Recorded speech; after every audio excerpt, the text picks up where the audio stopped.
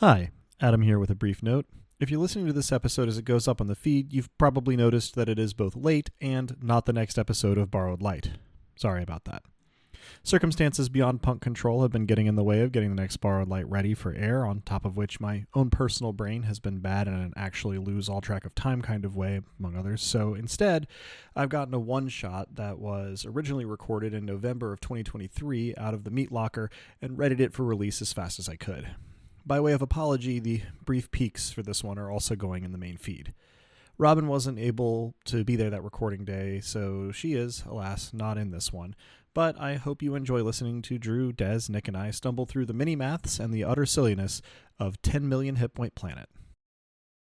Hello, and welcome to Dice Punks, a tabletop role-playing podcast where we usually play full campaigns in less well-known systems, and we're keeping the less well-known systems part intact this time, but we are aiming for a one-shot from another one of the Games for Gaza bundle while we continue to have, life kind of throwing us around here and there. So join us, if you will, for 10 Million Hit Point Planet.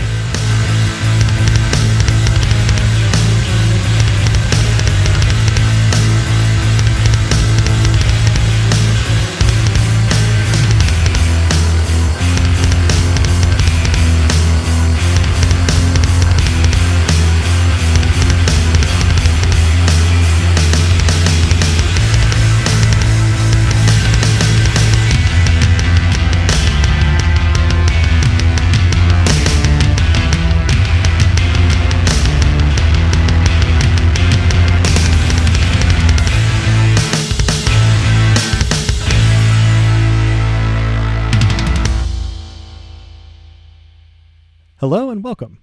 I'm Adam, a player this time, piloting the recently discovered she's an android weapons platform, Shine. Hi, I'm Drew, and I'll be playing Yashapat, first and final axe wielder. I'm Des, and I will be playing Carathan, the volcano's breath. And I am Nick. I will be playing Manbot, the humaneuverer.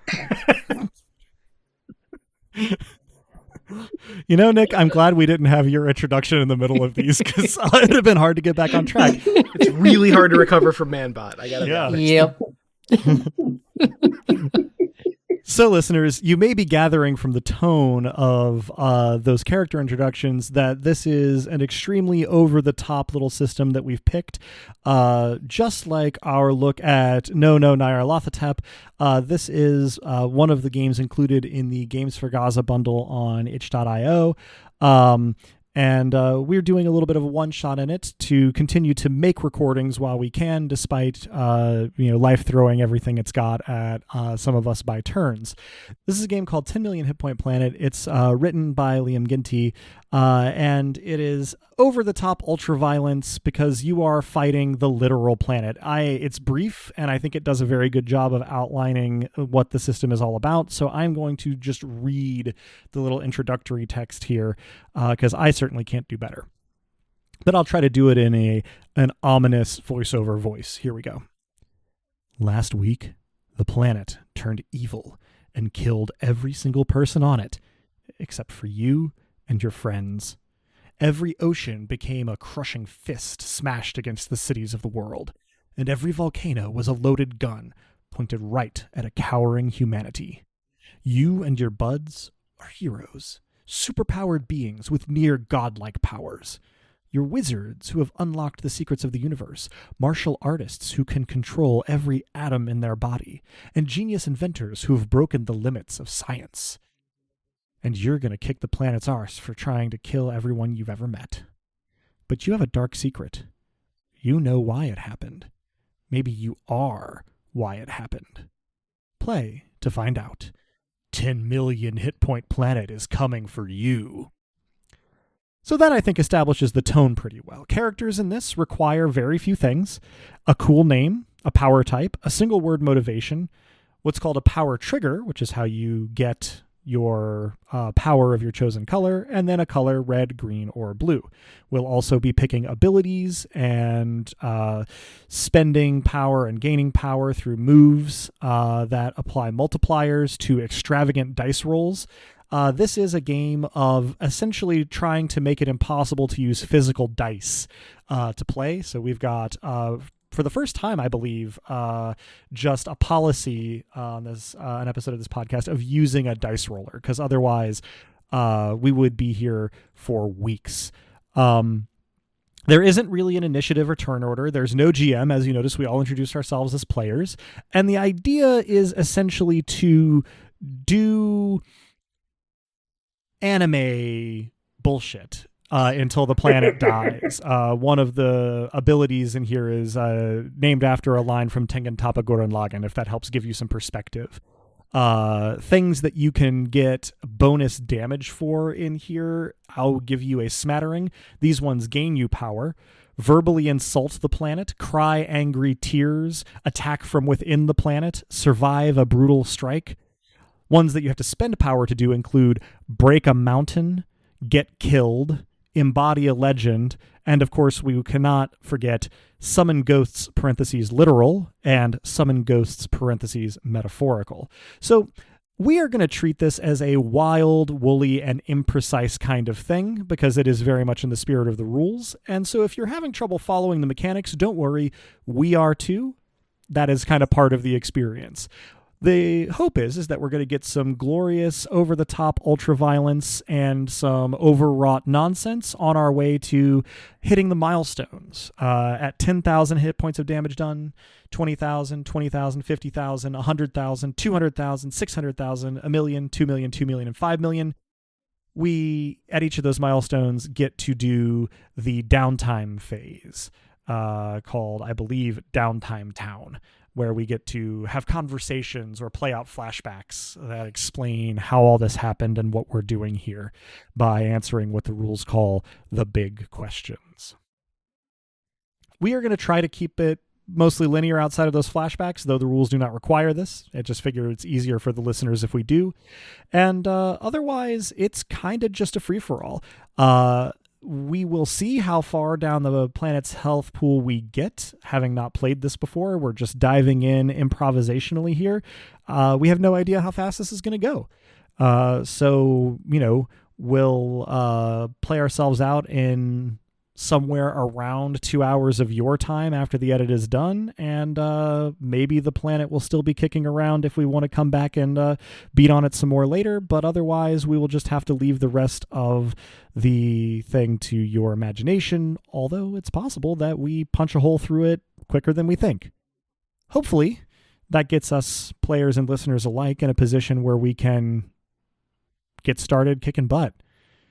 Any questions from our other players? It may be worth noting to the listeners that there are some other survivors known as... They do 1 damage to the planet each turn, or rather each player action, with an asterisk related to spending power on. Indeed. If you do go grab the Games for Gaza bundle, I do recommend giving this a read, even if you're not planning on playing it. It's pretty funny and it's pretty short, 14 pages in total, and it includes lines like... mooks are just down there kicking trees and stamping their feet and literally pounding their fists against rocks and shit. So, if that tickles your funny bone, give this one a read through. It won't take you very long. Yeah. Seconded. It's flavorful. I'm ready to kick some butt. I also am excited to find out whether this planet has a butt. Now we're verging on Chuck Tingle. This will not officially be a tingler, I don't think, but I was going to say, this planet wishes it was in a Chuck Tingle tingler. It is not going to have that good a time. So, I think given the way that this rule set wants to go, we will pretty much jump right in here, but I am going to make a request for each of our players to give like a physical and maybe attitudinal description of their characters during your first big action.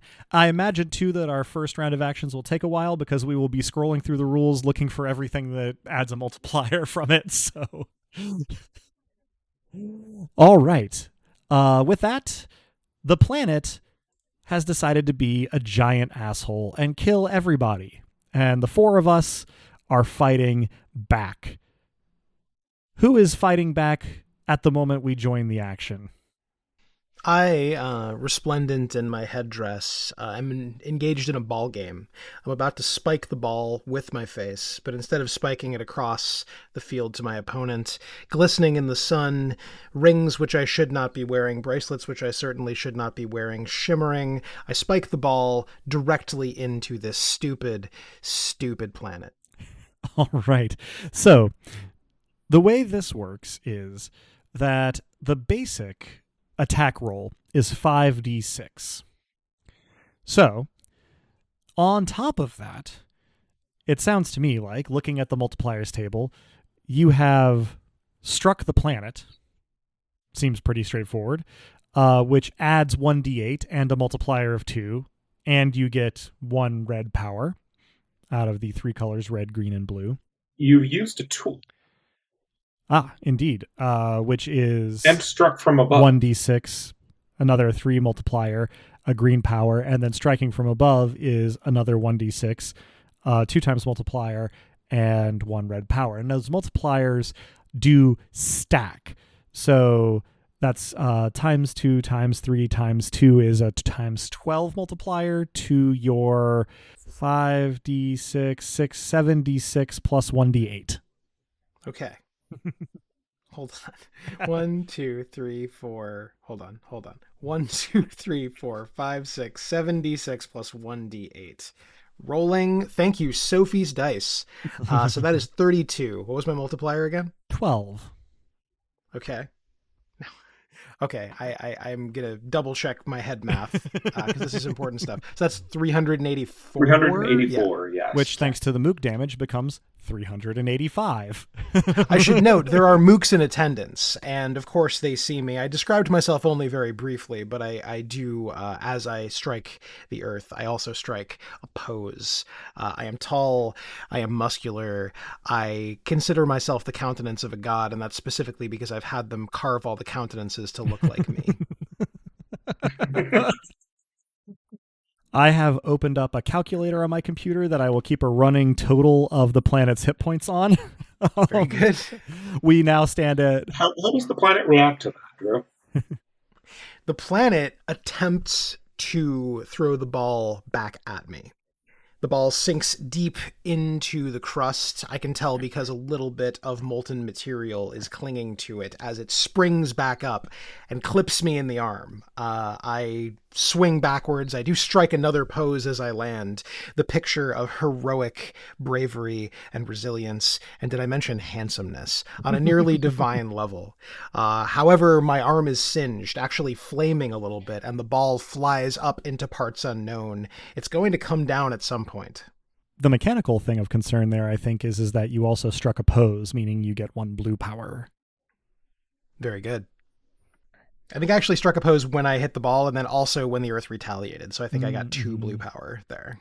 That seems reasonable to me. As reasonable as anything in this game is interested in being. Yeah, reasonable. If it's reasonable, then I have failed.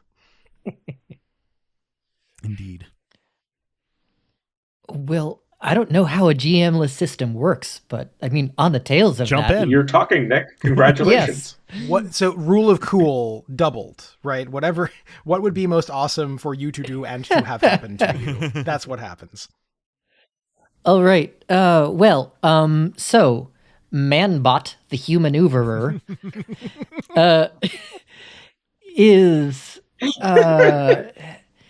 a robot piloting an advanced person suit. So as such, he strides out onto the open valley beneath a towering mountain and launches both of his arms at the nearby mountain, jet-powered by blood, like missiles that strike and explode into shards of bone, doing some damage, hopefully. Cool note. I appreciate that. Yes. The arms begin to grow back. The mountain shatters into 1,000 pieces, but in the meantime, the Earth is retaliating, opening up a hole in the ozone layer, letting through some electromagnetic radiation, short-circuiting Manbot. And so his meat suit falls limp as it begins to regenerate its pilot temporarily disabled. How will Manbot get out of this one? Tune in next time. Stay tuned next time. So, Strike Is the this the Planet end? is definitely happening there. It looks like that Tool. or special move. I'm not entirely sure. I think That's both. a special move. Because it's special. your body, but whatever Yeah. you decide there. Do you see any others operating here, Nick? Let's see. I don't know whether I'm surviving a brutal strike. So I would take the special move over the using a tool. Well, I think that we can stack these to the degree that any of them apply. Sure. So, yeah, I don't think that it's the scale of the threat is 10 million hit points, so I think that 1d6 times 3 is going to come out in the wash. Okay. Fair point. My thought. Okay. So, yeah, striking the planet is 1d8 and a times 2 plus a red power gain. Yeah, Drew, you did not actually note your power gain from your multipliers.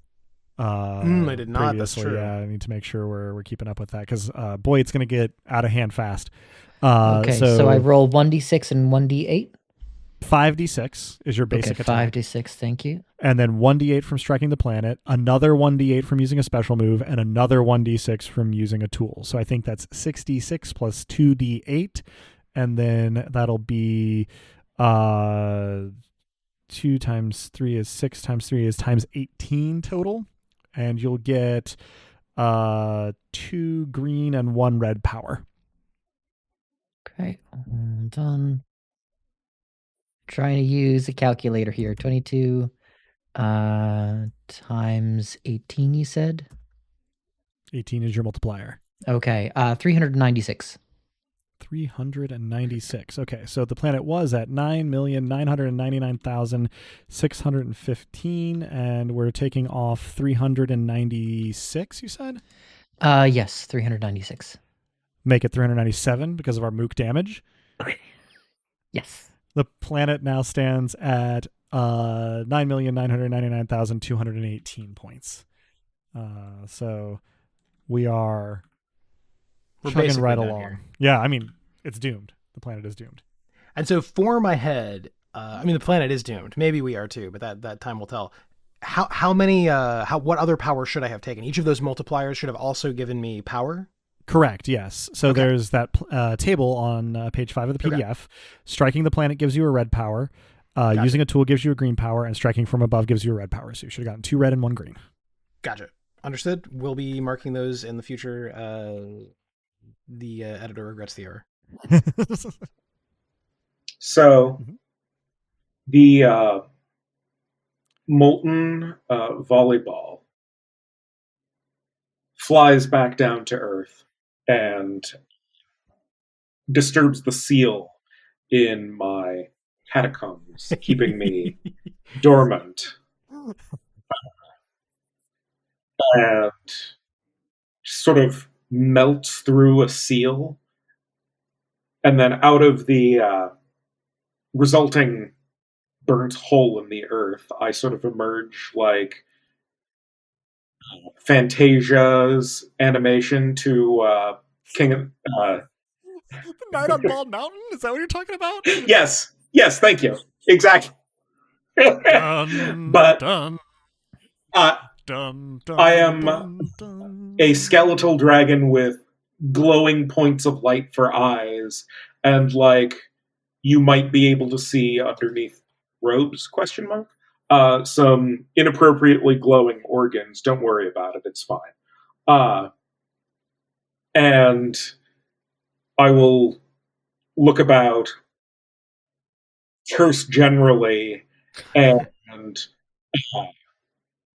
gesture at the ground, and green light shoots out of my clawed hand, and everything that it touches ages and withers and ceases to be.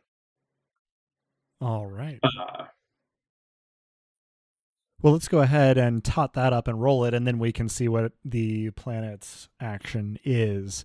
So what do you think applies there? So I've invoked my history. Yeah. I've struck the planet. I have not really brushed off an attack. Plausibly. It woke me up. Yeah, we can count it. You brushed off an attack. Which I think would then, given my emergence from the hole, trigger my flawless recovery from planetary attack. Right, which is your getting your power trigger. Red power, on your character sheet there. Okay. And I have used a special move. Indeed. So, invoking your history is 1d6, 1 blue power, and times 2. Striking the planet is 1d8, times 2, and 1 red power. Using a special move is 1d8, times 3, and a green power. Brushing off Do we think that using magic counts as a tool? I think that it is up to each person to decide for themselves. I am not... And I have used a tool. Okay. Brushing off an attack is 1d4 times 2, no power gain, and using a tool is 1d6 times 3, and 1 green power. I don't think I missed anything. No. So in total, that is a blue, 2 red, a green, 2 green. So 1 blue, 2 red, 2 green as power acquisition. All right. What is my multiplier there? Did we get to? Let's see. That's times 2. Times 2 is 4. Times 3 is 12. Times 2 is 24. Times 3 is 72. So I rolled 34, meaning that I have done 2,448 damage to the planet. Yes. 2,449 with the mooks. Yes. Excellent. So yeah, we are officially only 3 9s at the leading edge of the planet's HP now. Well on our way to our first milestone, I dare say. Not quite halfway there. All right. And I think that instead of having the planet just iteratively attack each of us, I will instead say that its response is to hyper-verdantly grow thorns, jungle, kudzu, what have you, around the lot of us. Yeah, we haven't done a whole lot to establish place, but I had it in my head that we would all be relatively local to one another at the start, at least. So... the better to combo with your homie. Exactly. So I, Shine, am... The various chaoses have broken out, and I have mostly been aghast, but getting more and more shaking, angry, sad about it. I have made my way up to the top of the building in which I reside. I am wearing a sort of like athleisure combo of just kind of track pants and a kind of zip up top, and have a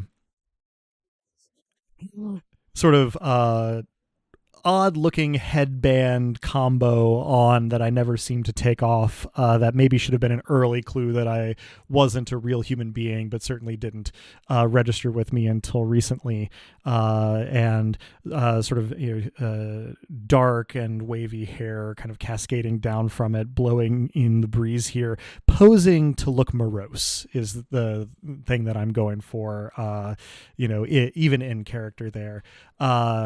As an aside, I do like that Manbot is discovering what it means to be human, but is manifestly a robot. Right. Yes. And by comparison, there's you. Indeed. I like the complementary characterizations here. So my eyes glow from behind with kind of a capacitor green, and I start at a growl, elevating to a shout as the thrusters in my hands and feet activate, lifting me off at first slowly and then more and more rapidly into the air. And I end up shouting at the planet, "Right when I was learning what I really was, you had to go and take it from me!" With that, I sort of, having achieved altitude and an angle, yell incoherently at the top of my lungs as my hands hinge down from the wrists, and the rail guns within my forearms open up on the nearby countryside, which so far has been blameless, but, it's only a matter of time until cowardly and dastardly attacks start emerging from the hillsides outside of whatever city I live in. So I think I have invoked my history. I'm striking the planet. I can't cry from above. From above, yes. You verbally insulted it, kind of. I mean, you lashed out at it. You verbally lambasted. Okay, so I was trying to take it in the order of the table, but you're right. I probably should have started at the top. So, verbally insulting it, invoking my history, striking the planet. I'm gonna hold off on cry angry tears because it needs to be a dramatic moment when the robot learns how to cry. And I've struck from above. So let me pull my dice roller off to the side where I can see both it and the table. So verbally insult adds a d6. Striking the planet adds a d8. Invoking my history adds a d6. And then striking from above adds a d6. So let me go ahead and roll that. For a 30, the multiplier there is going to be times 2, times 4, times 6, times 12. So is 360, 361 because of the mooks. Can't forget the mooks. One must not. So that's going to be almost got us down another thousands place, but not quite. Okay. And then let me just grab my PowerPoints. So that's 1 red, 1 blue, 2 red, 3 red, 1 blue. All right. Manbot exclaims, "Such passion, such vigor, such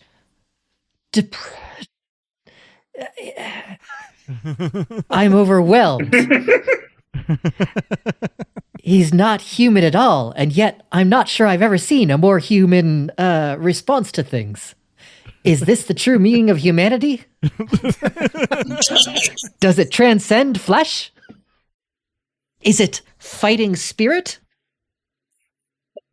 So I think that one of the things that my attack sort of results in is not a direct retaliation from the planet, but the sort of craters I have made, as I have launched my railgun rounds into the countryside, have fallen away at the bottom, and magma is starting to splash out and roll down towards the city. As the planet decides to make use of the apertures I have opened in the crust. Mm. From the plateau where the ball court resides, I can see the plains. I can also see the mountain. I'm sort of at the center of where all of this has been taking place, and of course, brambles have risen up around me, forming a cage. A few thorns sink into my flesh. I deal with it in a very handsome way. I then withdraw my great axe and cut through the brambles. Some of them come loose like vines. I grab one of them and dive into the hole where I struck the earth with the ball, and I'm gone for a moment. The crowd of mooks is hushed. They're worried. They're terrified. They don't know what they would do without me. And suddenly, I pop back out, holding another vine, now aflame. Flames from within the planet take the vines around me, and I scramble down to the countryside with additional brambles on a flame in one hand and a flame in the other to catch the magma and have it stopped by the thorns and to burn all the thorns that had been vexing me. How do you like that, planet? I say. All right. So that last bit sounds like verbally insulting the planet. You have certainly... It's going to get worse, but fuck right, that planet. Sure. You have struck the planet. I attacked from within. Oh, so let's go in order. Yeah. You've used a tool, the brambles, and you've attacked from within. So those are the 4 that I pick up. Did I miss any? I think we're good. All right.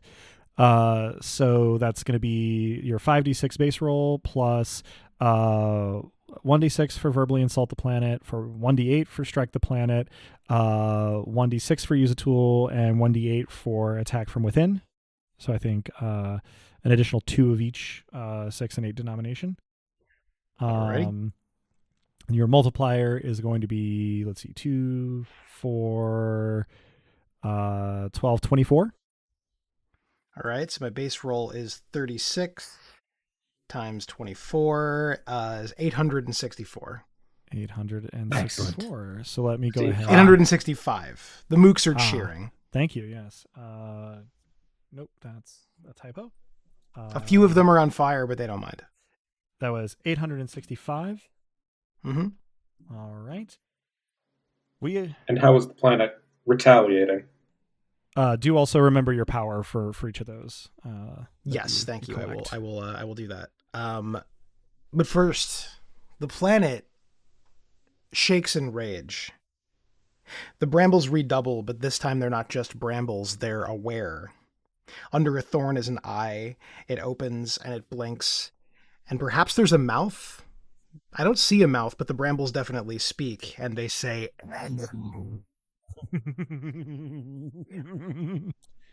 The new brambles, which can speak and can see, and are still sharp, perhaps sharper than ever, writhe and rise from the earth. Some catch fire, but this does not slow them down. Metal. Gotta really pick my moments for saying that, I think. Yeah, this should be wall-to-wall metal if we're doing it right. Yeah. I shout at the brambles that they are no match, for I have transcended the living. Hell yeah. And stretch out the other of my bony hands and summon forth from the tomb out of which I rose my staff. I'm reclaiming a mighty weapon and spending 2 red power for this. And also I'm spending the other 3 power that I gained last turn to manifest or reveal a new ability, namely, Arise, you wretched. Every point I spend on mooks is doubled. You begin to see the shape of my plan. I do. And with my staff, I hover up into the air and then slam it down onto the earth while still myself floating. And the earth cracks. The magma in the craters flows all into one chasm and is drained from the others, thwarting whatever plan there might have been for that, and opening up a divide between us and the vines. So I have insulted the planet. I have invoked my history. I've struck the planet.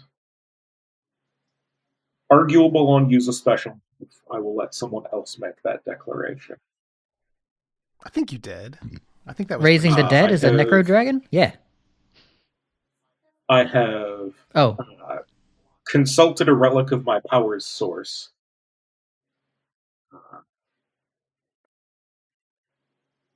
It didn't really attack me, so I didn't really brush it off. But I have used a tool and struck from above. As well, I spent power to do the resource multipliers. So there's reveal a new ability is a D10, and reclaim a mighty weapon is another D10. So by my count, I'm at 9d6, 3d8, and 2d10. And there's reclaim a mighty weapon and reveal a new ability is a 20 multiplier to start with. Then there's the verbal insult is cumulative 40. Invoking history is 80. Strike the planet is 160.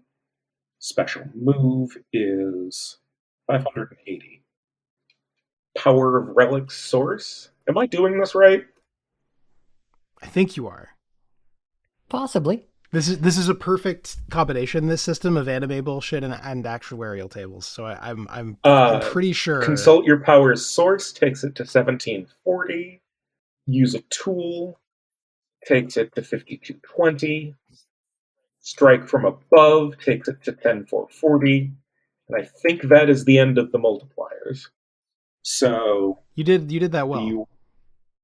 The roll itself is 52 times 10440, meaning that I have just done 542 880 damage to this planet. That'll do. 542 what? 1,880. Nice. So I think this puts us into a downtime. Did we activate the first two downtimes simultaneously? First two or three? We activated the first several. Yeah. Yes. Okay, so we're definitively in downtime. Listener, if you've never seen Des play a video game, what just happened might seem strange. But let me assure you, this is par for the course. This is in character. I suddenly feel very silly about the amount of damage I've done to this planet. I am awestruck by my ancient enemy, this Necro Dragon. So, in response to this, several orders of magnitude more damage that our comrade Kairathan has done to the planet, it recoils and puts up defenses. I think we can discuss amongst ourselves where that puts us in our downtime while we convene, strategize, reminisce, and try to figure out a way to penetrate those defenses, which gives us the opportunity to discuss what they might be. This could be anything that would give us a breather that we would then not immediately use to start punching it again, I guess. Other than that, let your imaginations run wild. I'm going to say some of that magma flowed into the nearby body of water, and a great city of obsidian rises from the depths. Upon it are merpeople, amphibia people, people who were thought to have been gone from this world. But there's a whole ass city. It seems there are a few more exciting mooks with tails and things. One of them we recognize as my loyal retainer, Rep Timothy. And so I at least am making my way to this newly discovered Unatlantis. I shall follow Sorry, suit. The term Unatlantis got me. Yeah, I will definitely follow my ancient enemy to Unatlantis. Nick, I believe you follow Meat Suit. Yes, I do. It was very bad. It wasn't very bad. It was very, very good.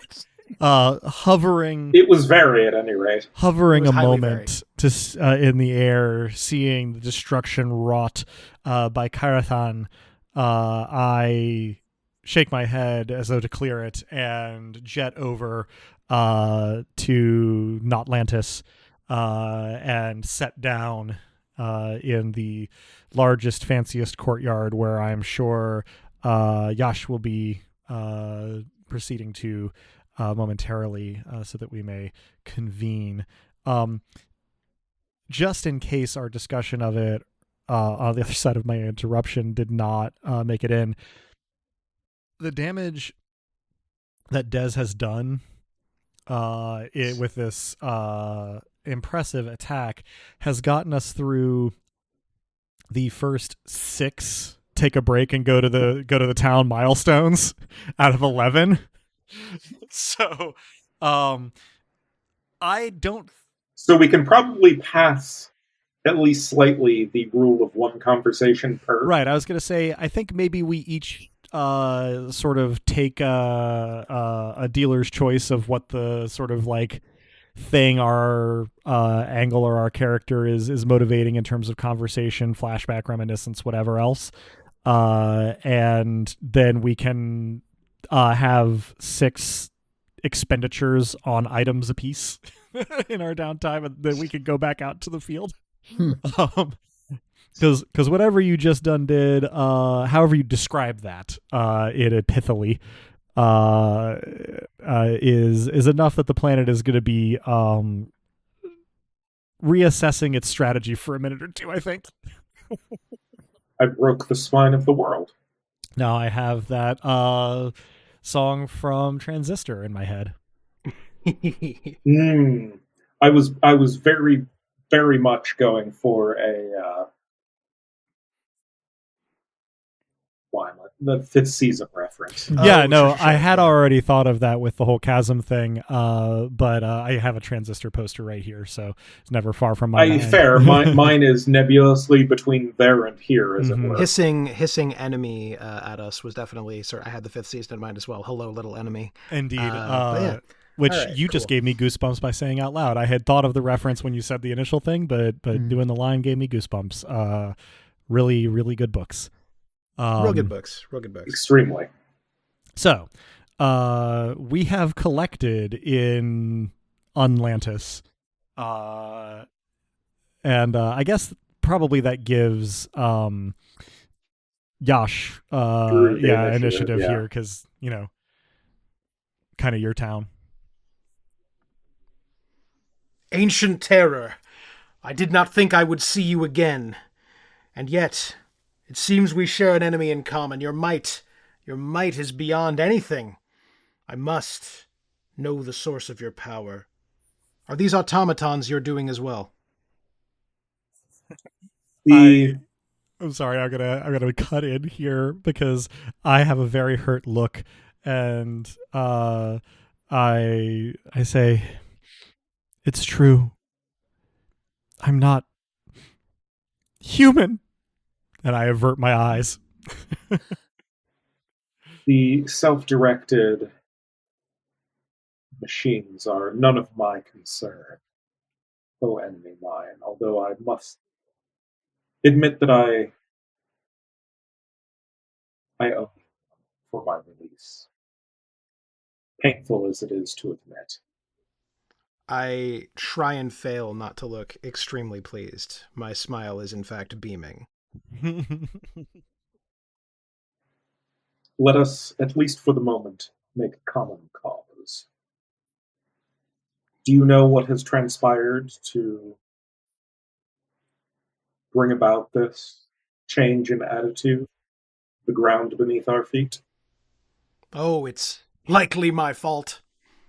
I was performing the earth-angering ritual that we perform every year. Usually an earthquake here, a volcano there, but this time it seems we've outdone ourselves. What could go wrong with the earth-angering ritual? It's never gone wrong before. It's usually good fun. The kids love it especially.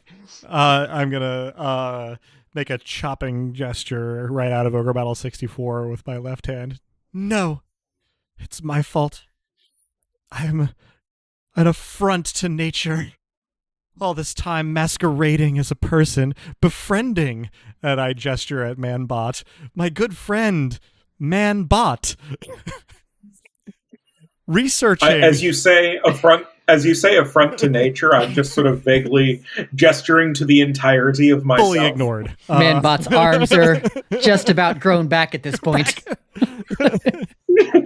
I didn't mean to lead anyone on, least of all Yash, but perhaps most of all myself. It's my very existence. No, it is too painful. I must admit that I might also bear part of this blame. I had assumed, based on prior behavior of humanity, that it was intending to exterminate the world. And so That is fairly accurate. I made some calculations as to what kinds of actions would cause a cascade event, causing multiple failures all at once, pitting us once and for all against our ultimate enemy, the Earth. Did I make a mistake? Did I miscalculate? Is this not the true nature of humanity? No, but it is the true nature of the one who created me. I only just found out, but I am a weapon designed to bring about the end of the whole world. And with this, I hold up my right arm and my hand lazily spins around at the wrist with a whirring like a blender on low power. I look at it as though someone is showing me. I look at it as though someone is showing me their nice car. Without looking, I will just offhandedly comment, well, since the world now needs ending, your abilities will be useful. Yeah, that's not a bad thing at this point. I open and close my mouth a couple times as though looking for something to say, and then settle for staring pensively back at the city that I was just in.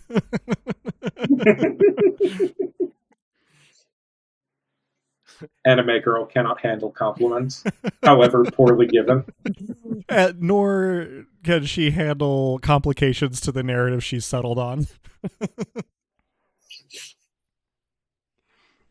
Young warrior, angsty bearer of the apocalypse, we've much to discuss. It seems we could form a company, and this awful Earth could be dead once and for all.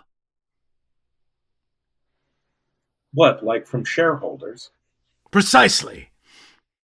My lip quivers. I close my eyes and take a deep, unnecessary breath because, reminder, I am not human. Oh, I think we got that. I can never be too sure. Fair. There's no kill like overkill after all. And I give a resolute nod. If all that is left is to serve the purpose, the sinister and wicked purpose of the one who created me, then I shall do it to the best of my ability. And you, Botman, you've a part to play in this as well. I have some degree of conflict about this. I am a robot, an unliving thing wrapped in human flesh, a living thing. Is the Earth not the same?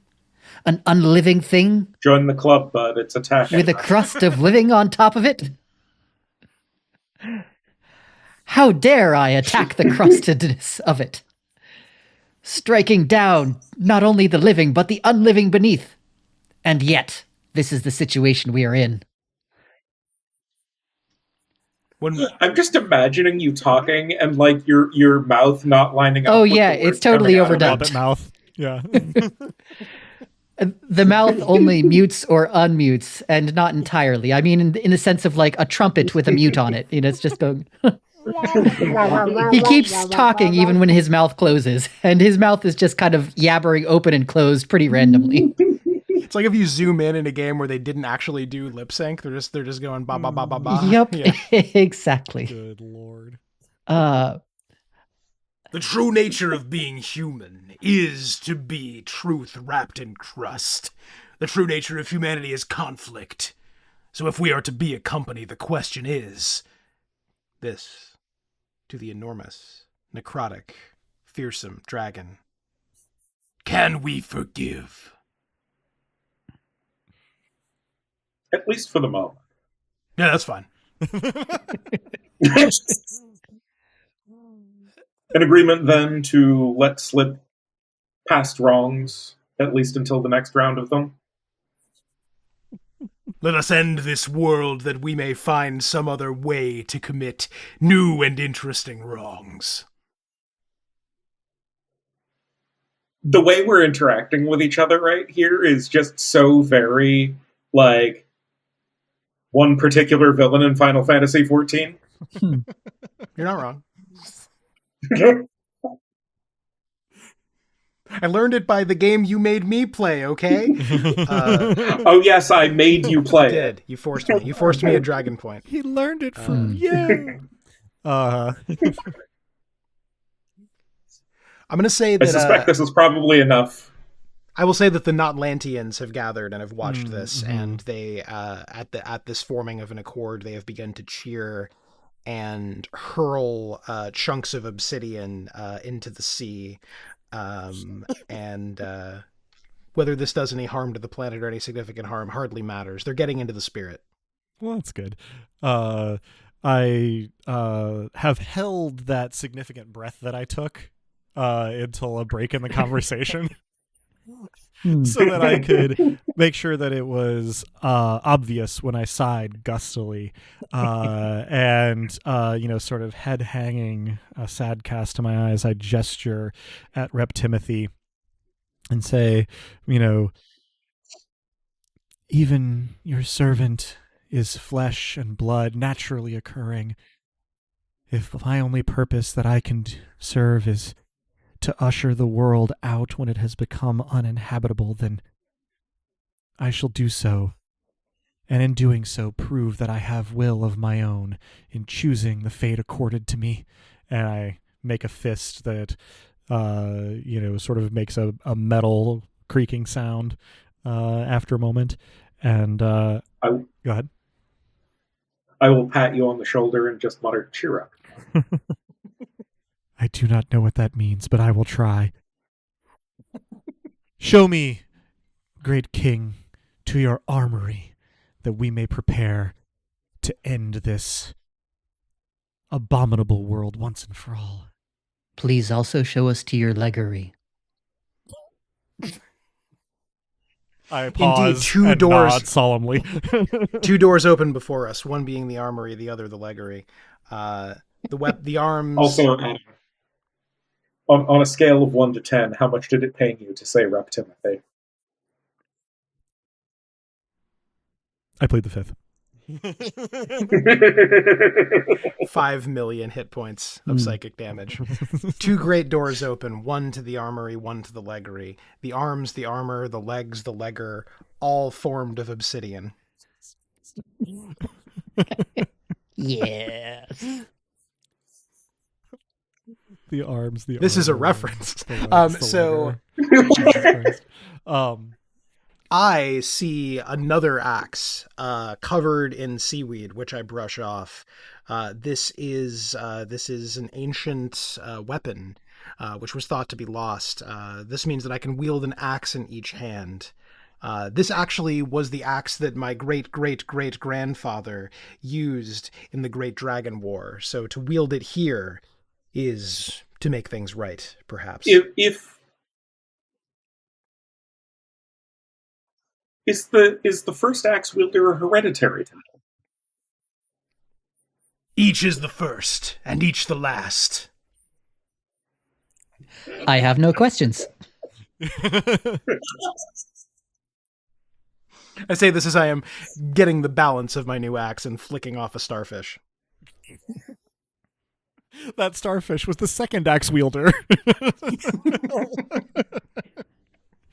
It does have a tiny axe if you look very carefully, but a couple of them actually. So what is the mechanical stake of our gear spendings? Are we accruing multiple, or So yeah, I was adding that I am spending to recover an ancient what is the exact phraseology? Reclaim a mighty weapon. I think the reclaim a mighty weapon is during an action it is. thing. Okay. Yeah. Because there's on the page after the milestones where someday there may be a fancy graphic. There's the page of items. Page 11. Gotcha. Yeah. Gotcha. We have essentially 6 checkpoints worth here. So you get to pick one up or upgrade an existing one whenever you hit this phase. Mostly they exist to boost how rapidly you draw power.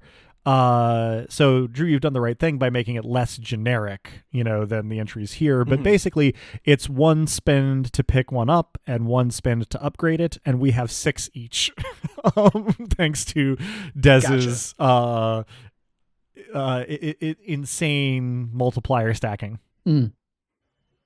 You're welcome, everyone. I did the right thing in the wrong way. So I will make one of mine a weapon, which will double all of the red power gained. I will also upgrade it, which quadruples all of the red power gained. These multipliers can get quite absurd quite quickly, so please do note them somewhere where you will see them, because... Yep. I think I am going to get a cape, and I'm going to upgrade it by making it like a slut cape. Just imagine, a cape that would be stylish and fitting on a humanoid person, just sort of lazily draped off of one shoulder of this Dracolich. Oh, I'm imagining it. Uh-huh. You better... You can't stop me from imagining it. Thirstpunks.com.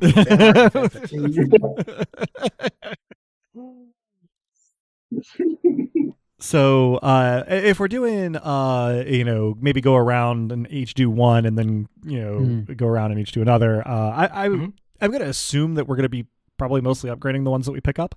So I think that I wander into the leggery out of curiosity as to what it will contain, and pick up a large, intricate, like bronze and semi-precious stone amulet, and looking at it, kind of, rotating it in my hand, I sort of pull down the zipper of my athleisure top and use a couple of worryingly sharp and uncomfortable looking gestures to seat it just below where my collarbone would be if I had a real human's skeleton, right in my chassis, and glow suffuses from behind it as I incorporate it into my circuitry, representing getting an amulet and upgrading it so it will quadruple all of the green power gained. Nice. What are you getting, Nick? That is a good question. A less good question, but one I've got nonetheless, is what is the function of the different colors of power? Because it seems like you can just unlock new abilities by spending power total. The specific multipliers appear to cost... So if you're looking at resource breaking a mountain, summoning ghosts, those cost specific kinds of power. Oh, I see. Thank you. Okay. Yeah, and then the abilities do just cost generic power. Mooks are boosted by just generic power. Yeah. Okay. So... Yeah, the color's only relevant for the resource costs. Okay. Which is an interesting sort of vestigial mechanic.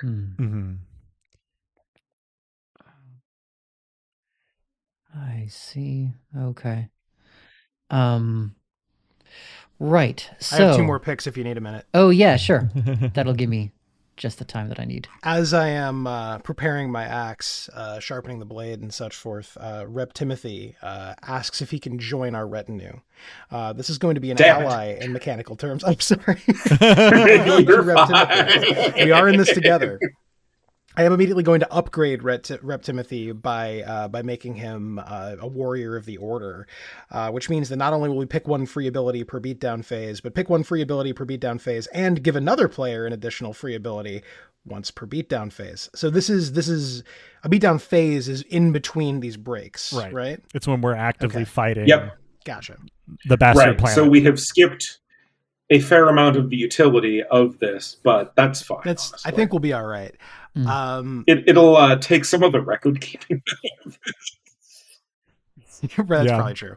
Rep Timothy's neck flares in happiness at being welcomed into the party, but he didn't actually come to try and join the party. He came to bring me something that he found in the armory, the legery, or perhaps the back chambers, which is an ancient codex. It actually tells the story does of you being sealed away, so I sheepishly tuck it away. It's a little too soon. However, it does give me power, so it's going to add +1 to the dice that I roll. I think the upgrade to it is the melding of the book that is my side of that story. Ooh, that's great. That's awesome. Yeah. So it is now a balanced history. That's rad. That's rad. Yeah, so that's going to be +2 to all dice that I roll. Wait, what? Yeah. Oh, so yes. every books are real good multipliers. Yeah. Every individual die gets +2 to it. Yeah. So I learned something about myself and the complicated nature of history, and I got a pretty good multiplier. Those are my 6 picks because I got 3 things and upgraded them all. Mm-hmm. Okay. Well, I've at least got a start, and then we can go from there. So I do notice that a cape has already been taken, so instead I'm just going to reflavor that as capers. So I find... Just have a really nice jar of capers. That's phenomenal. I'm rooting around in Legery, and behind some, ancient and powerful glowing weapon, I toss that aside, grab a jar of capers, and chuck those in my mouth. And then those are really tasty, so I look around and find a second jar of capers and chuck those in my mouth as well. So I've got an upgraded capers. They were so good that they quadruple all power gained. Yes, exactly. So, go ahead. You ever had a really good caper? They kind of do that. Mm-hmm. Yeah, no, capers are kind of incredible. So I am going to sway Rep Timothy to my side as well by enhancing his physique and giving him wings. Ooh. So, in a brief moment of exquisite, we will be blocking this out because pain, bone sprouts from his back and spreads with diaphanous layers of green, that same green energy. And now he can fly. So he's both of them. And he's been upgraded. Indeed. Looking somewhat wide-eyed at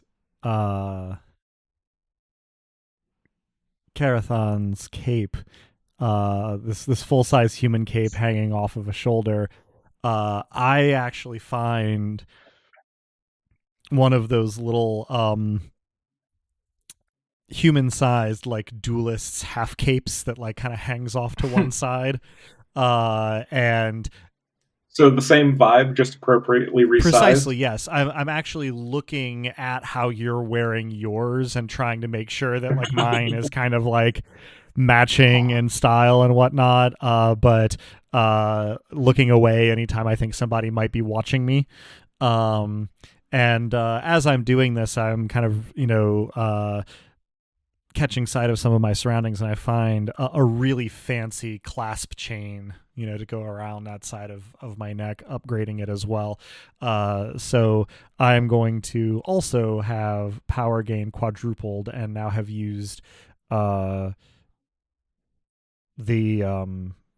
4 out of my 6 picks here, I believe.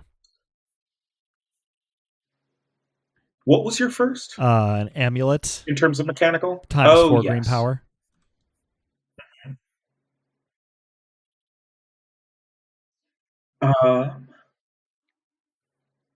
I think that for my final pick, I will take my staff into the armory and dismantle half a dozen different similar staves and just, here's a crystal of power.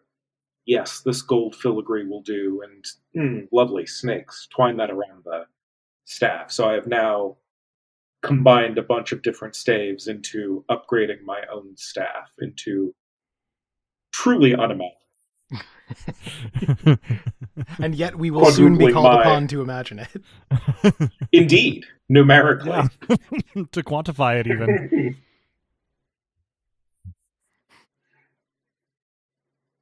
So I have an upgraded weapon quadrupling all of my red power gain. Indeed.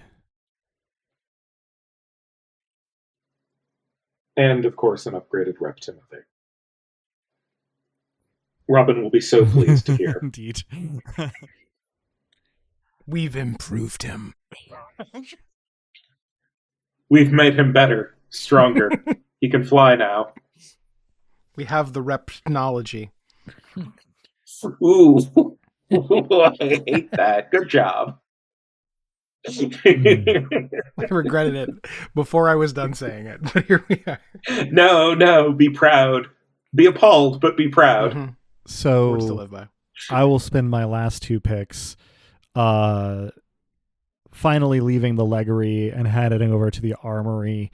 I end up finding a somewhat tarnished crown, seemingly shaped out of the bronze it is made from by hand, lumpy and uneven, but set with what seemed to be large emeralds.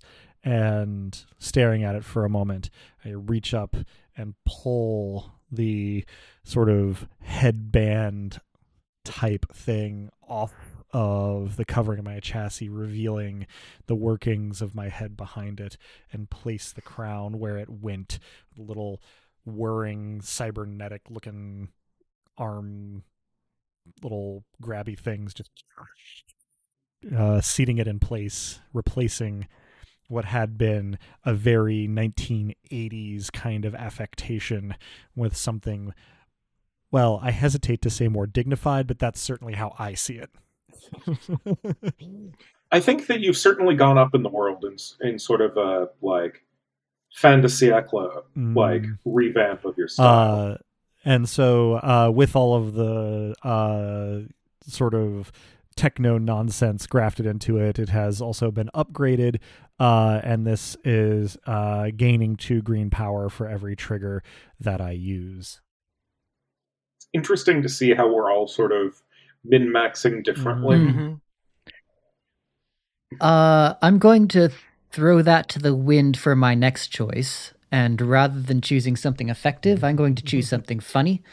So, Yeah, Absolutely. yeah. rooting around in the leggery, I find an ancient suit of a technological armor of some sort, an exoskeleton, if you will. It is mechanical and super advanced, using an ancient yet powerful energy source. And so I don that on top Are we of my talking meat like coal power here? coal-powered. I'm thinking a little more advanced than that, perhaps. Some long forgotten civilization that was super advanced, maybe from the stars, God knows. Maybe we can track them down. The History Channel does. Right, exactly. Look, I'm not saying it was aliens. Right. We should probably make friends with those aliens because we're in the process of trying to kill our planet. So, essentially, I am becoming a biomechanical turducken. So I am a robot piloting a human suit, piloting a robot suit.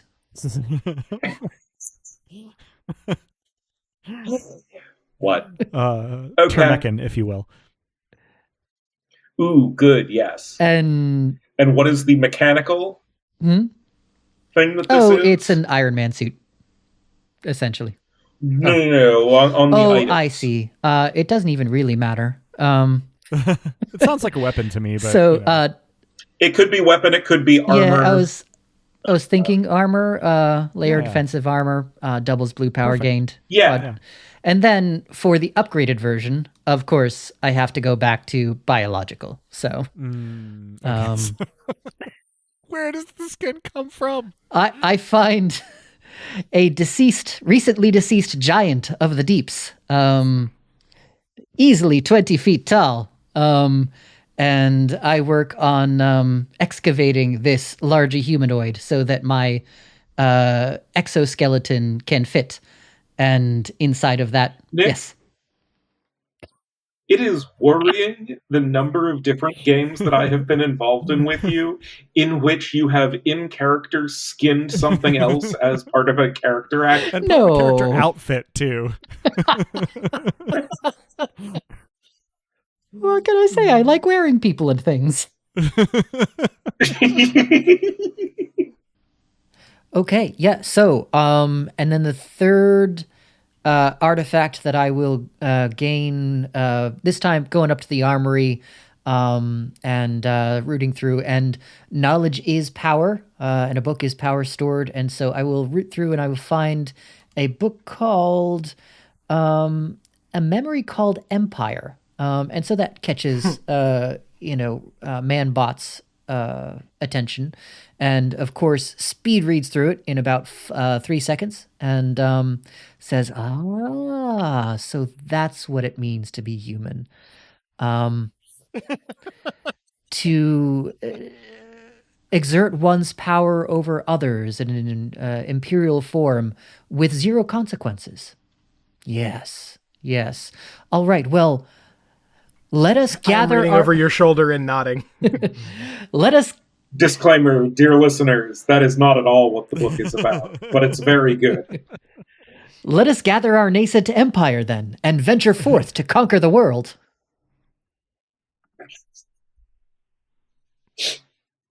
Indeed. So, Rep Timothy being both of our ally, we each pick a power for ourselves and for the other. Is that correct? Or for someone? And for an other, yes. An other. Okay. So I was thinking multipliers on multipliers.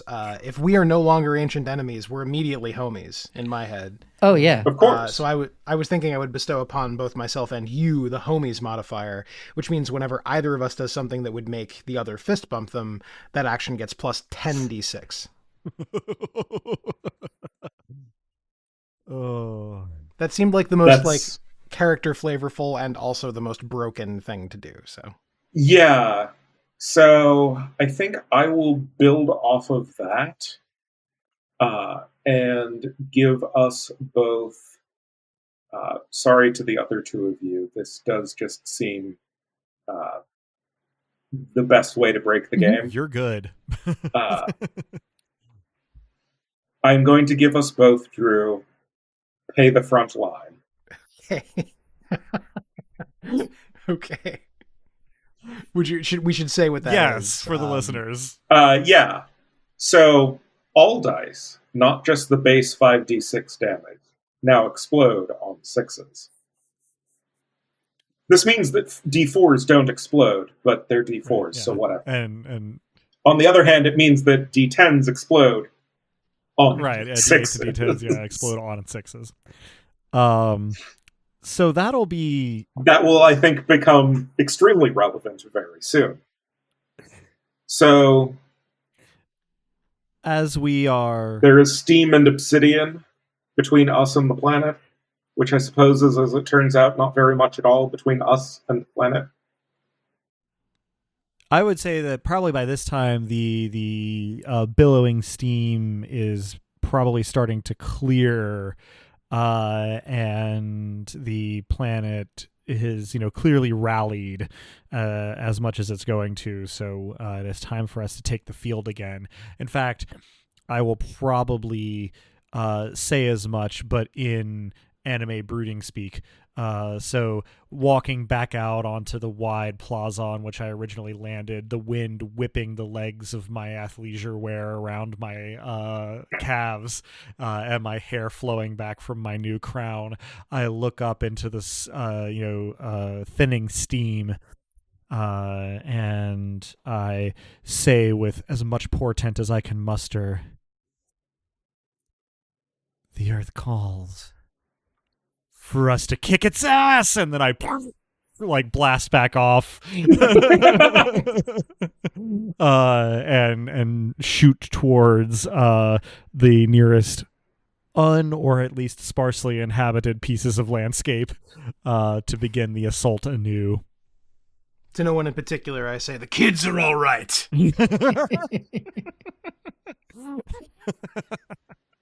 Well, some of them. Some less so. True. I mean, technically none of them. Everyone else is dead. Most of them are... the great majority are dead. That's the... Well. I mean, less all the children on Earth are our mooks, but otherwise they're very much not all right. I think that would make it more grim than we really want. I was going to say, The mooks are not exclusive. You mean to have child soldiers destroying the world? Let's be clear, the mooks are not exclusively children, but any children that are left would be mooks within the rule set. That's rectangle, square, yes. Square, rectangle. Yeah, okay.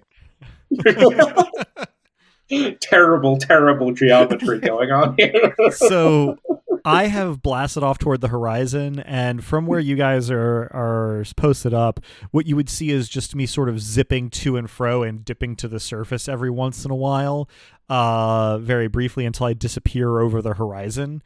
And who knows where I am until I reappear after a couple other turns are taken. I like it.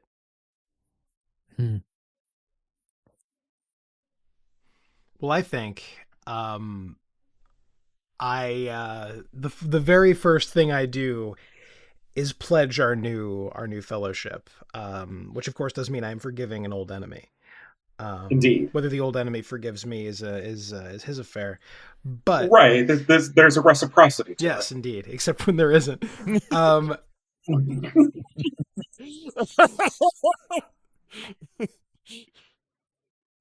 So, I dive into the sea. I go down and down and down until I'm actually going up, Beowulf style. And I begin hacking through layers of obsidian.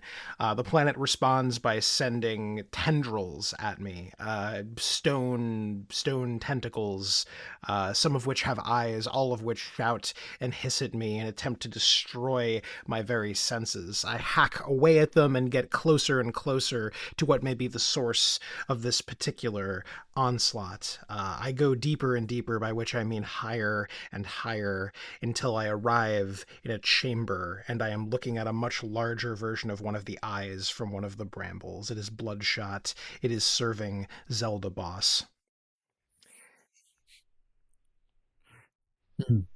So I would say I have, I have used a tool. I have spent a green to forgive an old enemy. Let me keep better track here. Hang on. So let's see. We got my base. If Des thinks that was awesome, that's going to be a ×10 multiplier. Yeah. Absolutely. That is always up to Des. Hold on, adding here. I have great. I don't think I broke a mountain. Obsidian under the water is not a mountain. Let's not be silly. Right. Okay. So that would mean we are going 1, 2, 3, 4, 5. Plus. This is really overwhelming, dear listener. For this, it isn't even that much of a table, but it's just so many things that can happen. Mm-hmm. We are adding 1d8 right there. So that is a ×4 multiplier. So actually, it's a ×40 multiplier because Des thought it was cool. We're using a tool, so that's 1d6. I don't know how much of this muttering we're going to cut out, but it is absolutely core to the experience. It sure is. Yeah, no, I think that the muttering really should be kind of left in if glossed over. You don't even at least have some of that. You don't know what you're getting in for. Yeah, right. Exactly. Yeah, absolutely.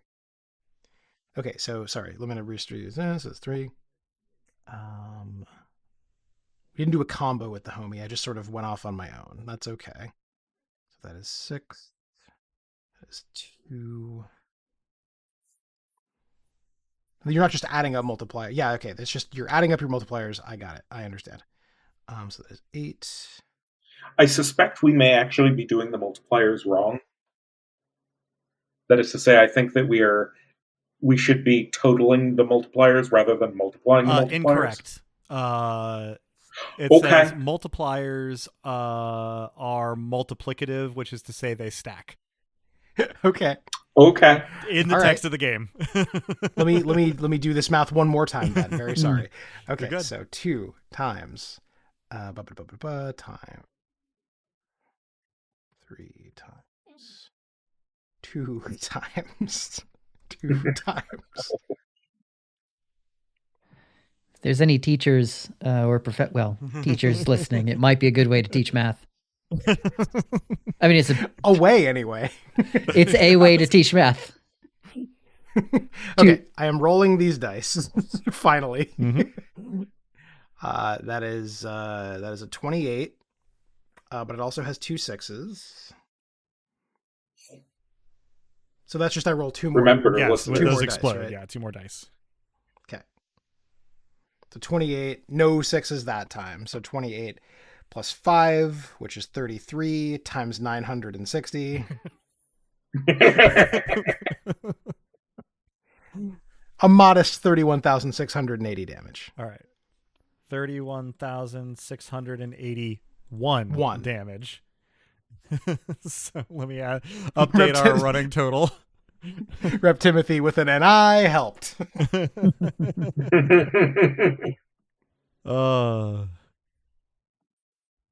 Okay.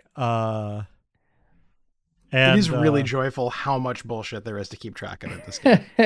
Yes. It's honestly it's one very of those good. things where I don't know how good of a radio experience it's going to be, but it continues to be entertaining, at least for me as I'm doing it. Yeah, exactly. So, I mean, if this seems like an appropriate moment to interject, then as the warrior Yash Yopat dives into the depths of the earth,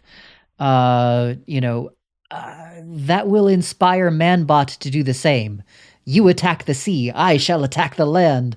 And he dives into the ocean with his new giant robot frame, with a smaller giant robot frame inside.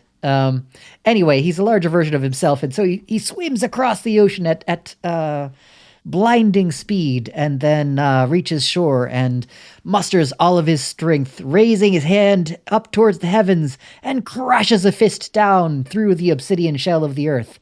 And having made a dent in the crust, turns around and starts chomping his teeth into the crust. Faster and faster and faster, blinding speed.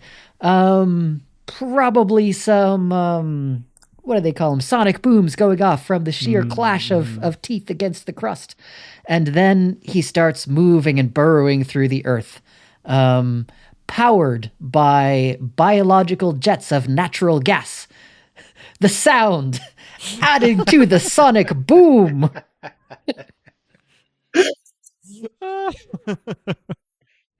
Nick, you're incredible. Thank you. It's true. Now, so that may or may not count as if my action is funny, I add a 4 times multiplier. That does. Yes, that you does. Okay, Natural so gas, always funny. let's see. Could somebody help me to keep track? I did not verbally insult the earth. So that's an oversight on my part. I have struck the planet, Nobody's I think. perfect. So that's a 1d8. You've struck the earth and struck from within. Yes, I have. I think that this is a special You've move. invoked your history. It certainly is special. Invoked history? Yeah. You invoked your that is nature true. of a Termegan. Yes, exactly. You did, that's true. All right. And I think that might be it. So what are we up to? I would say you're comboing with your homie. Does he have a homie mechanically? I mean, combo with your homie is just anyone of the that's party. just the Okay, multiplier. gotcha. So yeah. he did start with you attack the sea. I will that's attack true. the land. Yeah. That's totally true. Which I was is- yeah. All right. So I have not noted down all of the power gain that involves, That's which fine. you'll I need to can do apply that your later. items to. But what I have here is 4d8 and 1d6, and then let's see, that's 8, 96 16. multiplier. Oh, thank yeah. you. How many d6s? So a total of 6d6 with your basic attack dice. Okay. And then 4d8, and then multiply that by 96. Okay, roll. And then... So that's It's 39 gonna take a times village to 96. keep track of this stuff. Yeah. Yeah, I've started writing them 49. down as we go. Times 96. And Did you then include your, times 4 as well. You found a book, right? That's true. Yes, I did find a book. Gosh, that's going to complicate things a little bit. Let me undo some of my math. It's just add 2 times the number of dice that you rolled to the pre-multiplier bit that you total. multiply by. Yeah. Okay, exactly. so I rolled 66 and 4d8, and the result of that is 39. So you'll be adding To 20. the result before you multiply it. Okay, so plus 20. And then did we already include the times 4 for doing something funny? I believe that was in the 96, wasn't it? Okay, great. It was in the okay. 96, yeah. So that's 59 times 96 is 5,664. 5,665. Oh, thank Thanks to you. our Yep, mooks. because of the mooks.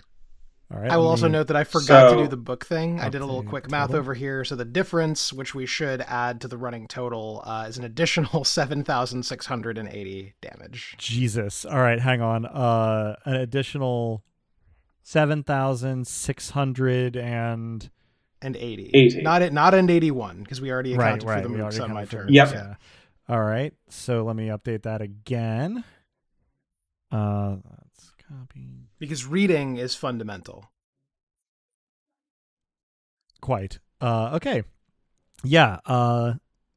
In case the listener wasn't sure about it, these numbers are indeed big. So uh, I am going to start off by revealing a new power that is already sort of inherent in the character. I'm taking Vegeta moment. right. I was evil once, but now I'm one of the goodies. Sure. When I act evil, but in a good way, add a ×4 multiplier. In service of destroying the world and building off of the attacks on the sea and the land, I will attack the air. Nice. Yay! I think this counts as evil in a good way. Yeah. Which is, what's the multiplier on that again? ×4 multiplier. ×4. All right. I'm keeping track of them on my And then a ×10 multiplier for the reveal a new power. That's I too ×4, I think, for revealing a new power. Oh right, yes, no. It's a D10 Times 10. reveal. Yeah, it's D10 ×4. Right. You do have a times 10 coming, which is the fact that you're synergizing with a homie. Yep. And actually, there's two, right? Because there's your... There's 2 of those. Right. One is your discretionary, and one is the mere fact one. Correct. But we'll get to that. Yeah. Because I am also going to spend a red power to return to life. Oh, that's Uh, fun. As a way of fueling the necromantic energy of my attack on the air. Mhm. So I am pulling all of the life out of the air into myself. Okay. And I've as well forgiven an old enemy. So currently I'm spending the 2 on Vegeta moment, a green and a red, and a blue as well to summon ghosts with the leftover necromantic energy. ×5. Is that the total multipliers? No, that's the total multipliers that I'm paying power for. Gotcha. Yeah. Then we have the Power gain multipliers. Running total, by the way, is 1,280 as a multiplier so far. That's not what I've got, but I'll trust you on it. Maybe I'm wrong. It happened once before. Well, and I've also had to scratch something out, so I assume that I'm wrong. I will rise further into the air, powered by the glory of my staff and my slut cave. And shout at the ambient planetary everywhere. Breathe this, you son of a bitch. So that is me verbally insulting the planet and invoking my history by returning to life. And I don't know whether this counts as striking the planet, because I'm taking all of the life out of the air. And the word strike there maybe doesn't seem particularly apt, but again, I'm not here to tell anybody what is and isn't striking the planet. You get to pick your own multipliers. Sure, we'll take it, because why not? I'm definitely using a special move. And definitely powering it through my upgraded relic of my powers source. I have comboed with my homie. There's been no attacks here. I am using a tool. I am striking from above. I think that is the full sum of the multipliers going on here. I must have fucked this up at some point. Damn it. Because it just said that the multiplier was 368,000, which can't be right. I mean, I guess it could be, but I don't think it is. I'm gonna just run down the list that I've got, and if I get close to that, then maybe we're right.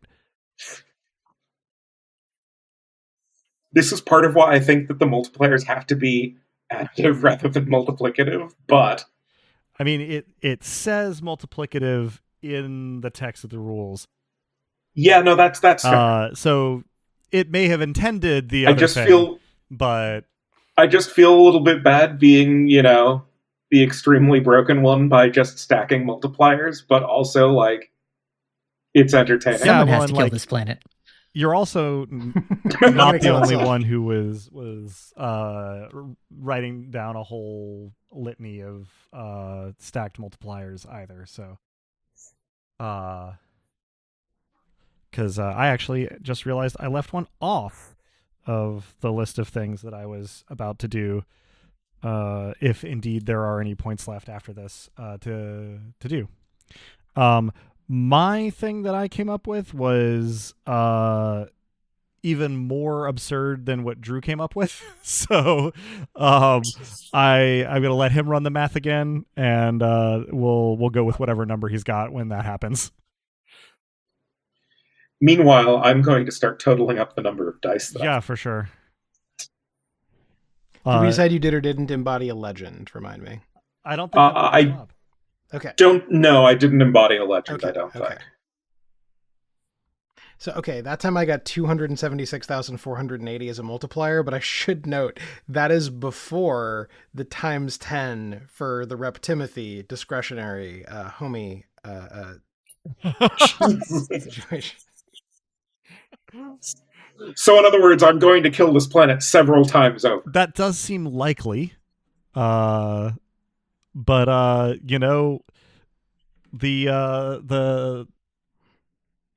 the math is the math, and I'm gonna scroll down to the play example they've got down here, and see what's up. And the example they've got here has them rolling 12 dice total with a 26 multiplier. Yeah, that's why I'm saying. Yeah. I don't know. Leave it up to you guys how we want to play it, I guess. I think perhaps in the spirit of brevity, maybe we do have a we do clock. We do this, and then Adam and Nick can also get their attacks in, just as like a spirit of play type thing. Well, I have a whole little thing written down here that would be both of us doing a thing as homies. So nice. We can multiply out what you were doing with consistent rules, and then do a power of friendship kicker, and then however much or awesome. little. Yeah, no, I think that's a good way to go. So what I've got is 96, 2d10, 5d8, and a d12. Does that sound right? Do we give it down? I mean, wait, how many roll dice? That. 96, 2d10, 5d8, and a d12. That, I think, is correct. Yeah. I definitely thought you said 96 of something for a second. And I was and I didn't roll a single 6. Well, we're screwed. Yeah. But, that's a total of 78 times what's the multiplier? Is it 78? Did you add the book already? Oh, you don't have a book. Okay. Yeah. I don't have a book. Odd. The multiplier was in the millions. So, I mean... The planet has 9.4 million hit points left. Oh, no, it doesn't. Going into this. What's the full? Assuming we did this right. By which I mean wrong, by Because which I mean right. You just did 215,654,400 damage to this stupid give me a fucking second planet. because it gets even worse. So out of this, I got 16 red, 4 blue. The mook damage never went up past I was going to one. say, yes, you need to make sure to add No. damage We're about to do that. We're so I have 3 power remaining to start with. Now I'm totaling up the power I've gotten from While this. you do that, I'm going to recommend I'll do my thing, and then the mooks can be invested with power and do their thing as the coup de grace. So, I disappeared over the horizon doing God knows what, flitting here and there. You couldn't quite see me. But what I was actually doing is strategically placing a web of the warheads that I had been loaded with around an analysis of the tectonic plates of the planet.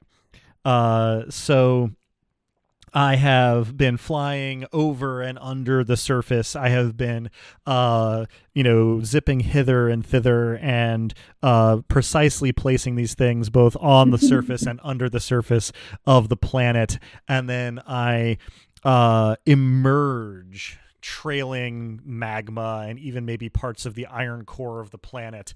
And my sort of external dermis, all of my hair, the non-mechanical parts of me, my athleisure outfit, have all burned off, revealing the mechanical nature underneath. I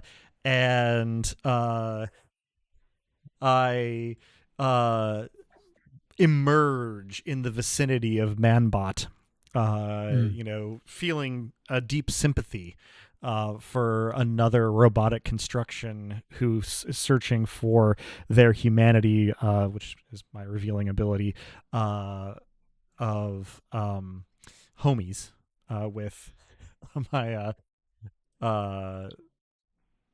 kind of sympathetic person here. I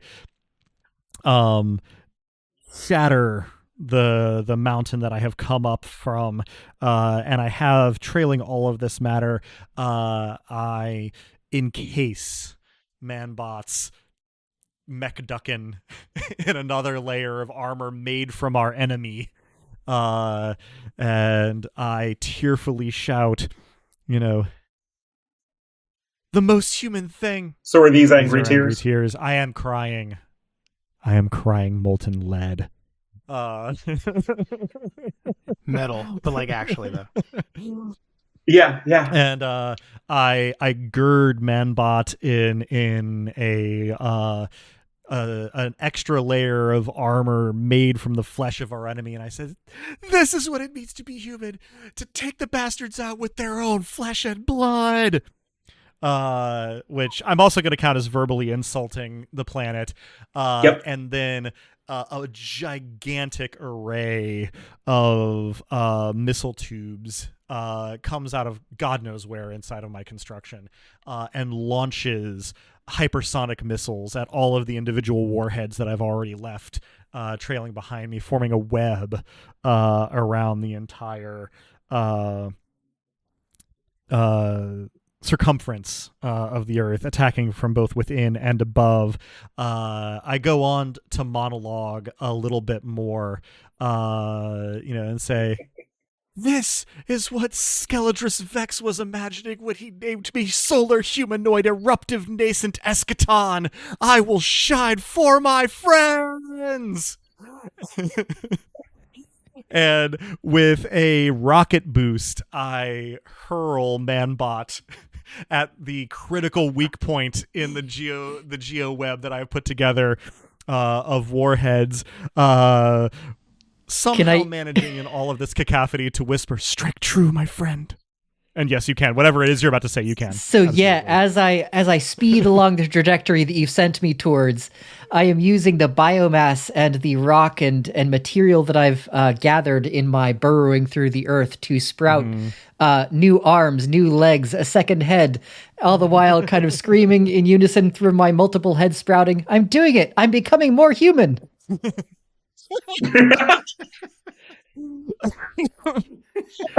Shine on, my friend. So, Say, as you're doing this, the eyeball that I've been confronting at the bottom of the ocean is looking around in a very worried fashion. It has begun to reverse cry all of the ocean's waters into itself, as though to protect itself, but protection is not coming. Shards and magma and smoke are entering the sphere that it's trying to use to protect itself. I've not struck a single blow, but what I can do is pick the eye up and prepare to hurl it into the endless vacuum of space as this planet dies around me. So, point of order on the whole death thing. So I got 64 power. I'm gonna roll this. So there's gonna be another number to go along with this. So go ahead. Oh, no. No. I know. I'm not trying to stop you. I'm just noting that's still to come. I had 3 other power, totaling 67 power, which I am dumping entirely into the books. And I have the ability Necromancer, which, where did I put that? Oh, no, I never actually used that. That's a shame. Oh, well, doesn't actually matter. Just character at that point. But I also have Arise Ye Wretched. Each point that I spend on mooks is doubled. So that 67 becomes 134 as a ×2 multiplier each of those 134 times. The math on that looks like a result of 2.1778 e to the 40. I was going to make a good faith attempt to total up at the end how dead the planet was, but this is looking impossible. That is a bit quixotic. So what I am standing at now is a result of 107 on my roll with a multiplier of 230,400, nice. And I haven't exploded any of my 6s yet. So give me a second to explode some 6s. Amazing. And I'm just happy to be here. That's increasingly 3, 4, no, you're just 5. Happy to be payload. Yes. I had to explode 5 6s real quick. So that's gonna add another 16, and I got to explode 1 more 6 from that, which actually I believe is 2 more, given the exploding 6s. So, okay, so that's 107. I'm going to abandon the running total of planet HP for this because it's super dead no matter what. 107 plus 16 plus 8 equals 131 times 230,400 is a little over 30 million plus whatever the mooks have got going on at this point. Yeah, so I think the way that I am powering up the mooks is I am literally raising every skeleton on Earth all at once. That's a lot of skeletons, just for the record. Yeah, no, like the whole Parisian catacombs. Right. The whole New Orleans, I suppose. I mean, maybe at this point, everything that's ever died. Yeah, I like this. Yeah. From protozoans on up. As I rise up with the eye, and as I realize that empires are not built on one, and the greatest sports are team sports, leviathans rise skeletal and ethereal around me, protozoans as well, protozoan ghosts, ghosts, again I rise, and there's magma, and there is the most human-looking machine I've ever seen. An infinity of heads and arms. It's just... it's so human. Somehow very, very... It's discovered all of the meanings of what it means to be human. One for each head. Exactly.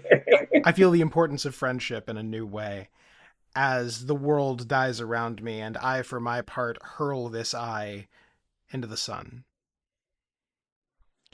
A very Gladys finale there. Who put the infinity symbol on the sheet?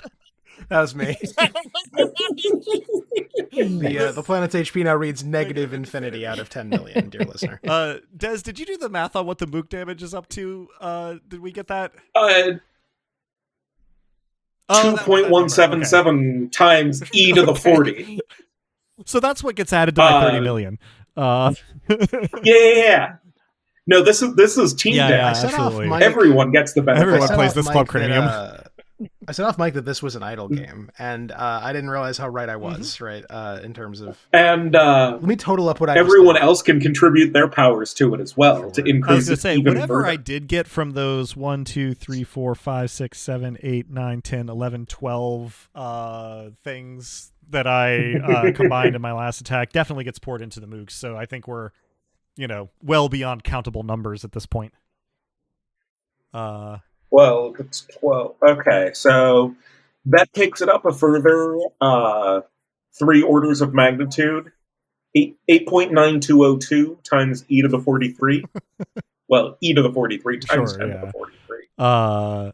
So, I think the way that this works is that, perhaps unbeknownst to me when I was planting them, these warheads were, I don't know, like antimatter or something, and then all of the angry ghosts and skeletons start just ripping individual rocks and pieces of crust apart, and we end up with essentially what will become a nebula or an asteroid field or both. But looking around a moment as everything drifts into a vacuum and the atmosphere disperses, I see the skeletons, the corpses, the ghosts floating away, and I turn to my friends and I say, we can't let all of our community drift apart like this. Help me get everyone into one place. With my out of character goal here being that we eventually basically a black hole, an artificial landmass made entirely of bones. Just a floating city in space that we can live on from now on that is made of bones. I will command the ghosts and the skeletons that I have raised and imbue all of them with a great deal of shining green toxic power. Meanwhile, to gather themselves all together as you have suggested. And I will zip around on my jets, getting all of the living, such as they are, back to the surface of this. All like 6 of them? The world's a big place. There might be 12. So that we can begin civilization anew on the bones of the old world. Not that my character would say it that way. Not that they would be able to survive on a bone citadel, but never mind that. That's what necromancy is. If we get enough bones together, it will grab some of the atmosphere before it disperses. We can make this work. Plus, we had a whole society underwater. Depending on how you count, throwing the eye into the sun did an additional 68 million damage. So. Nice. So I do think that we were probably supposed to add the multipliers together and not multiply them, but I also do think that the way we did it is... It made for funnier radio. Funnier, and also the only way we were going to beat the planet in a one-shot. So apologies if we, kind of wrecked the whole thing, but also, I don't know, this was fun. Gonzo... The mooks absolutely were within the... Oh, absolutely, yes. Which is terrifying. No, which means we would have broken it in short order anyway. Plus, I mean, it was a very fun system, and if we want to revisit it, I mean, we're now on a ship/planet of the dead. Other planets may need to die. I was gonna say, I think we have this begins to have a Tamsin Mirror vibe. I think we may have basically played through a prequel to Worlds of Cinnabar, if my recollection of that system is correct from 14 years ago. But it's a game that has, for example, a weapon called a Midnight Sunstone Bazooka. I don't know how that works, but exactly, I want. And I want to listen to that album too. Unfortunately, it doesn't actually exist, so it can't be our As the Poet once said for this episode. But I think we drift off into the cosmos, leaving the dust of this bastard planet behind us. And we bury the hatchet among the bones between our dragon and our god king. And we have a predator handshake between our man bot and our bot man. Yes. And for my part, I, Shine, am feeling very fulfilled because I fulfilled my purpose, and it was actually pro-social to a degree. Who knew? Yeah, Manbot is also feeling quite pleased. He discovered the true meaning of what it means to be human, to drift through the empty void on a planet made of bone and ghosts. No errors Yash ended detected. an ancient rivalry, created a new rivalry, ended that rivalry, and dunked. Really good day. Excellent day. Yeah, no, it was extremely good. Made peace with an old enemy, raised every dead thing that there has ever been, came back to life. Love that for you. Well, thank you, listeners, for going on this weird journey with us. So in the meantime, if a planet fucks with you, kick its ass. Believe in the power of your friends and multipliers. When you have your friends with you, you never go unarmed or unlegged.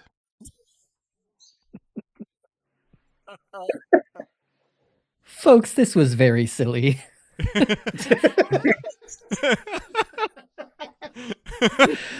Don't be afraid to be silly. And as the poet once said, I can see within your heart, you're meant for a greater part.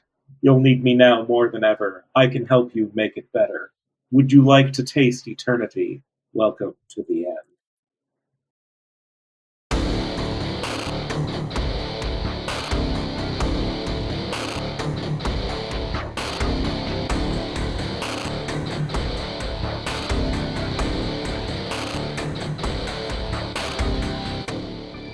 Thank you for tuning in, dear listeners, and stick around through the admin stuff for an unusually sultry Adams ad. 2 of the songs in this episode, Ready, Aim, Fire and Noise Attack, are by Kevin MacLeod and available under the Creative Commons by Attribution 4.0 license at incompetech.com. Find the link and complete credit info in the show notes. Theme of the Dice Punks is by Yashapot, aka Drew. The podcast cover art and editing was done by Joanne, who's appeared on the podcast now and again. Check out her work around the internet where she goes by AnythingSews. Site design and graphics for DicePunks.com are by Robin, sadly not appearing in this episode. 10 Million Hit Point Planet is written by Liam Ginty, with layout by Dee Pennyway and artwork including the episode art from the front cover of the game by J.M. Butler. 10 Million Hit Point Planet can be found at sandypuggames.itch.io/10millionhpplanet, all hyphenated. Links to both systems and authors can be found on the Punk Grimoire section of our website, dicepunks.com. Thanks so much for listening. If you like what you heard, that's reward enough on its own, but if you're so inclined, you can help us out by rating and reviewing us wherever you listen to us, telling your friends who you think would like us to give us a listen, and even by heading over to our Patreon at patreon.com/dicepunks. We have fun rewards available to backers, including a patron-only Discord and access to the Dice Peaks after show for episodes 1 and following. Regardless, we hope you'll tune in again, and until then, remember, subtlety is for cowards.